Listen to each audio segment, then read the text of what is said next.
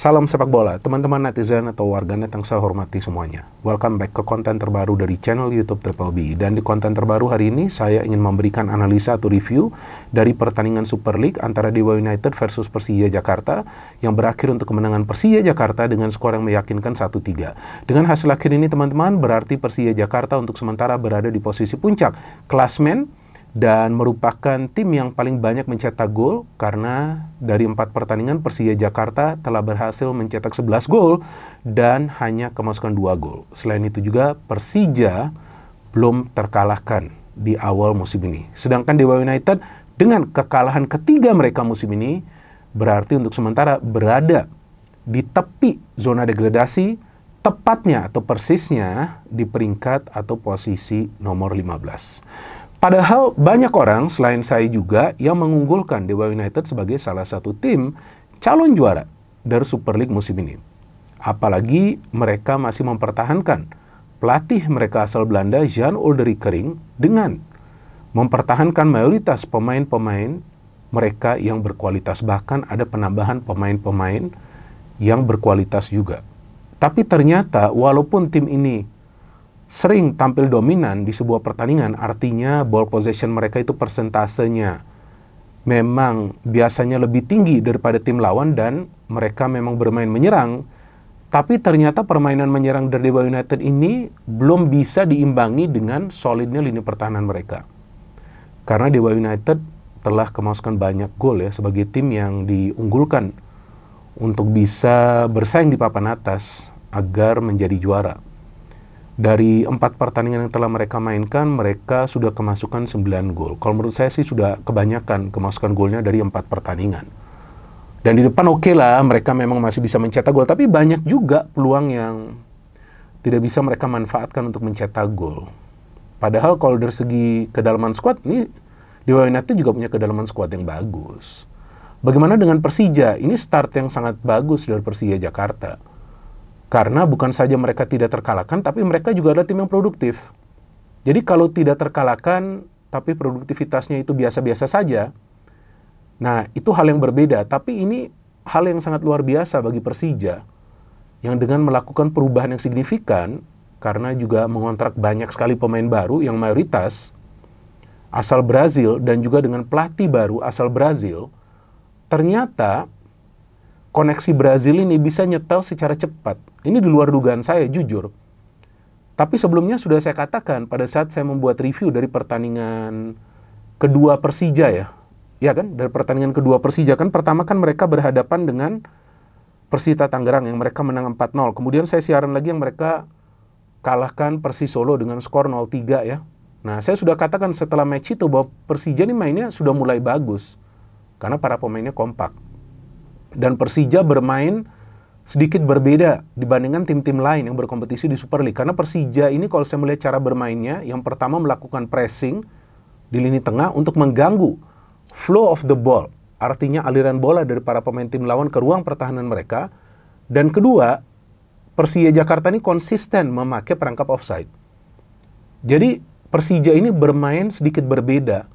Yang sampai pertandingan keempat yang selesai semalam itu belum bisa di counter oleh para pemain tim lawan karena terbukti para pemain Dewa United juga sering kehilangan bola pada saat ada pressing dari para pemain Persija khususnya di tengah. Apalagi di match semalam Mauricio Souza memilih memainkan Hanif daripada Fransa karena Fransa kan lebih attacking minded, lebih berinisiatif menyerang. Jadi ball winnernya itu lebih banyak di tengah, yang untuk merebut bola itu lebih banyak di tengah.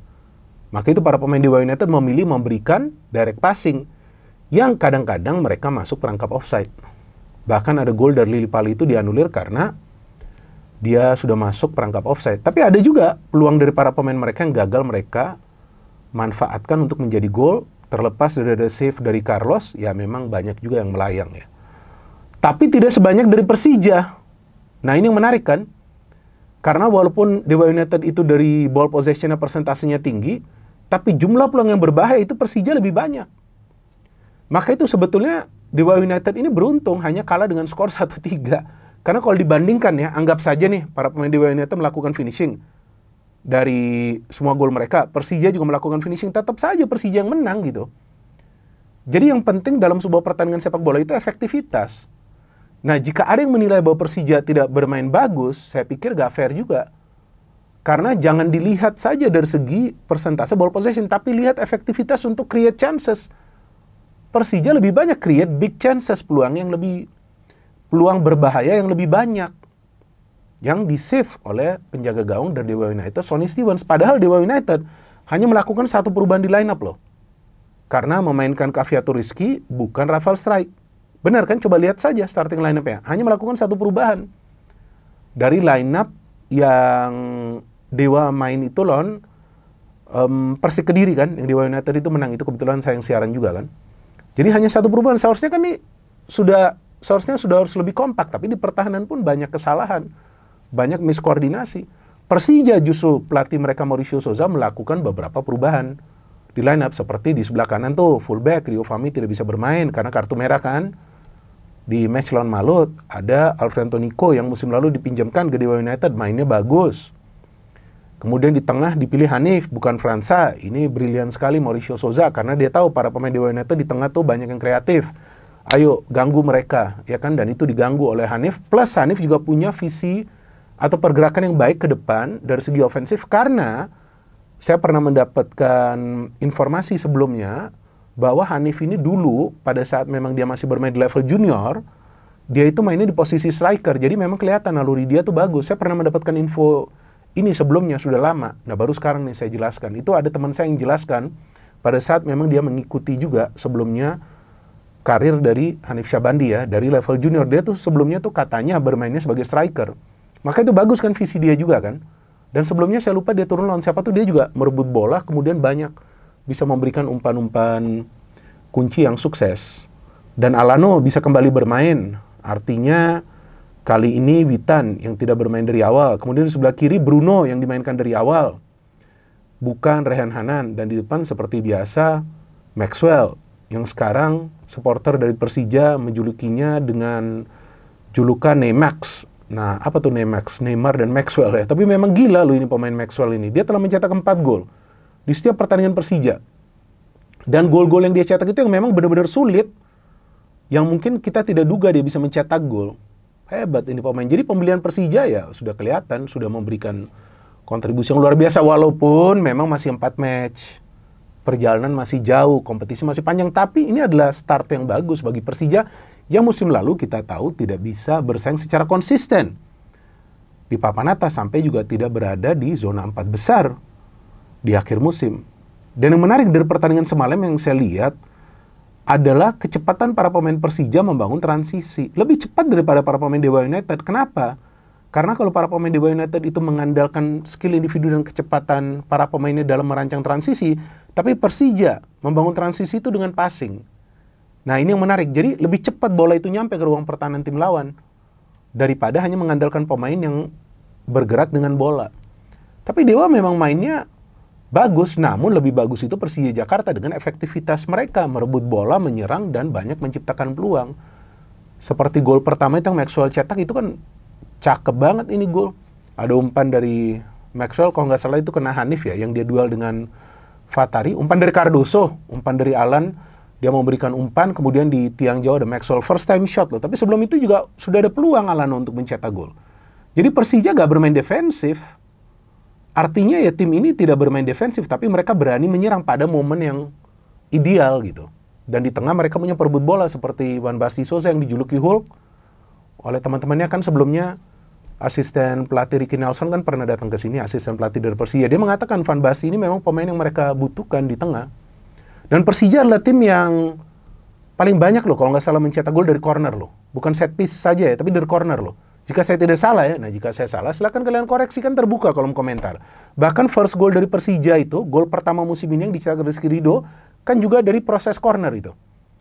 Yang lawan Persita Tangerang kan, yang Persija menang 4-0 di JIS.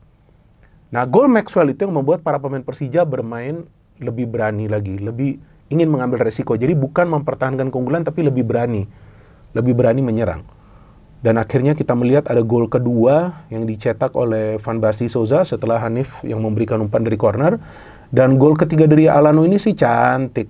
Gila lu ini Alano. Seandainya dia lawan Malut main, belum tentu loh Malut bisa bawa 1 poin main di Jazz. Karena ini pemain yang sulit ditebak pergerakannya. Dan juga sulit untuk memprediksi dia mau shooting atau dia mau giring bola atau dia mau placing atau mau apa dia. Contoh nih, dia dapat bola liar kan, bola pantul itu kan. Nah, bukannya dia shooting langsung tapi dia gocek nih Kuipers. Kan gila itu. Cari angle dia finishing luar biasa. Nah, Alano ini sudah mencetak 3 gol. Jadi Alano, Maxwell, Bruno saya melihat terlalu memaksa dengan bergerak cepat ya, artinya dengan mengandalkan speed, terlalu memaksa. Tapi saya melihat pemain-pemain lain dari Persija ini bagus koneksinya pada saat mereka bermain. Nah, Fransa kenapa ditaruh di cadangan? Karena sebelumnya lawan Malut dia tidak bisa berkreasi, tidak bisa memberikan umpan-umpan ke depan. Padahal dia dibutuhkan untuk itu. Sehingga lawan Dewa United yang tentunya pelatih Mauricio Souza memang berpikir agar bisa mencegah para pemain Dewa United mendominasi lini tengah, karena lini tengah mereka juga bagus kan, kuat. Nah, diturunkan Hanif yang diharapkan bisa lebih sering merebut bola dan juga lebih banyak melakukan pergerakan yang mengancam pertahanan dari Dewa United, dan itu dilakukan dengan baik. Dan saya melihat di pertahanan Rizky Ridho luar biasa pemain ini. Saya suka sekali, memang dari dulu saya mengatakan saya suka dengan Rizky Ridho. Dia memang sebagai leader di lini pertahanan dari Persija. Dan ada pemain senior lainnya Jordi Amat yang sekarang baru di pertandingan semalam. Sebelum-sebelumnya belum, baru di pertandingan semalam saya melihat Rizky Ridho dan Jordi Amat ini sudah kompak.